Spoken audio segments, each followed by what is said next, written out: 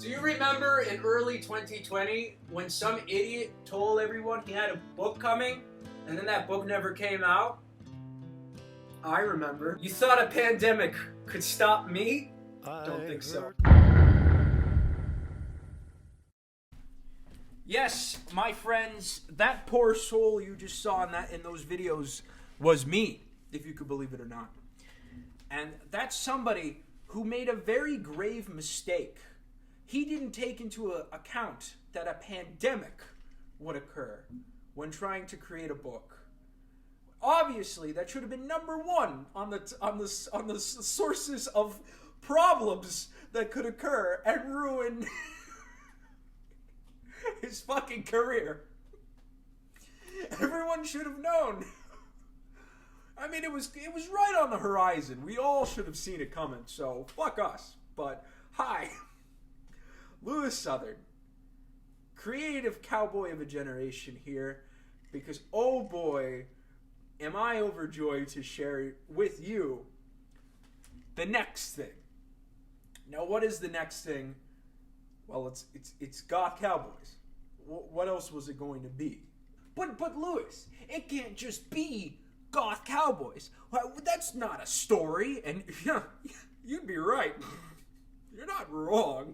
That's why the book is an episodic thriller with an overarching story tying everything together. Of course, it deals with the same central characters, but the book can shift in protagonist.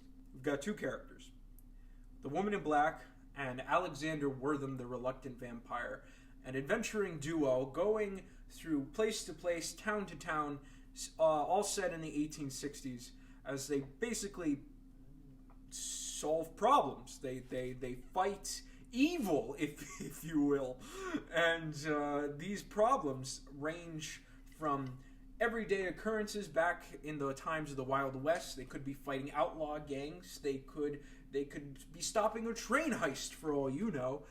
But this isn't just any Western. This is a midnight Western, if you will. So they deal with some crazy shit. They deal with cults. They deal with monsters. They deal with feelings. They deal with all the really scary, crazy things. Because this book isn't just a Western. It's a supernatural Western.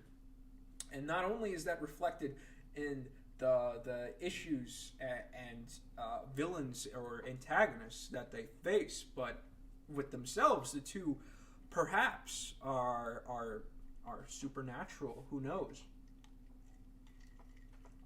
One's literally a vampire, so yeah, it's pretty supernatural. We've got a kick-ass creative team. We've got me as the writer. We've got David Hahn as the artist. We've got Ryan Cody as the colorist. Buddy Bodwin as the letterer, and Kalman Andrzejowski as the cover artist. We've also got a series of variant covers specifically for issue 1, and I believe there's one for issue 2. I'll be posting all the different covers. Issue 1 has variant covers by my longtime collaborator Ben Matsuya, as well as new collaborators Vasco Georgiev and Heather Vaughn. And for issue 2, we have a cover with by the main artist himself, David Hahn. He drew up a variant for that, and I'll be sharing most of those. I won't be sharing the issue 2 one until next month or the month after, whenever that issue is announced. But this book is cool. I don't know what it is about it. It just, as this mug would imply, if you could see that.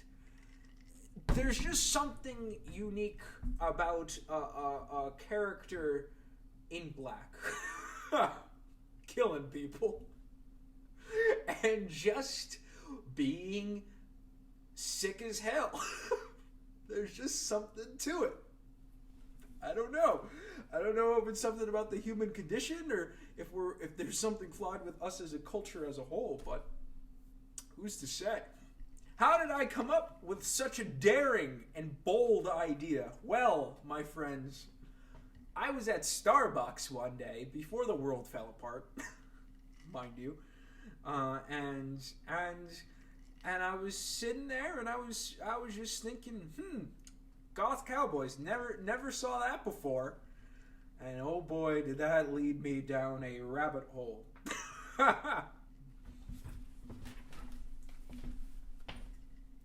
I'd like to thank the people at Scout Comics for taking this book on and taking me on. I'd like to thank my editor, Andrea Molinari, for constantly giving me advice and basically trying to rewrite the whole book himself. I'd like to thank everybody who read Villain Seeking Hero, who pretty much instilled in me that I can keep doing this. And I'd like to thank you, the viewer, for just being you. Overall, I just think we have to look at the holiday spirit and pay attention to what truly matters. And that's buying things. So what better to buy than my book?